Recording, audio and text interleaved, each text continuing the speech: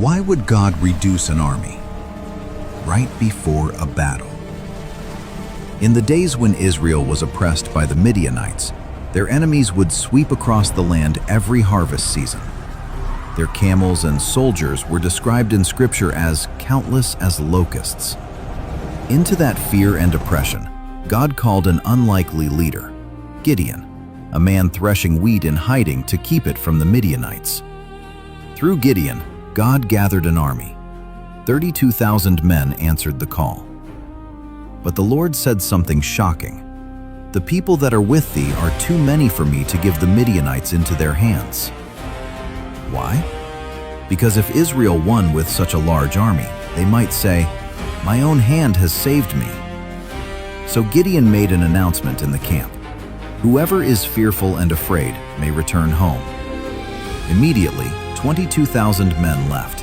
Only 10,000 remained. But God said again, "The people are still too many." Then the Lord gave Gideon a strange test. He brought the soldiers down to the water. Some men knelt and buried their faces in the stream to drink. Others scooped water into their hands and lapped it while keeping their heads up and watching their surroundings. Then God revealed his choice. "By the 300 men that lapped will I save you." Only 300 soldiers remained. 300 men against an army too large to count.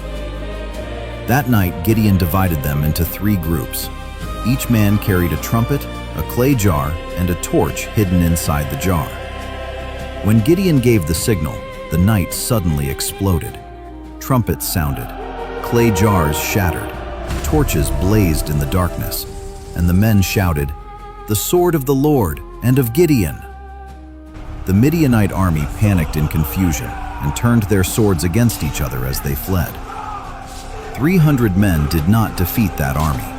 God did. Because the victory was never meant to belong to Gideon. It belonged to the Lord. And the Bible still warns us today in 1 Peter 5:8, "Be sober, be vigilant, because your adversary the devil, as a roaring lion, walketh about, seeking whom he may devour." God chose the men who stayed alert, not distracted, not careless, vigilant. God often reduces what we rely on so we will rely on him alone. Stay watchful, stay faithful, and remember that every true victory belongs to God. Amen.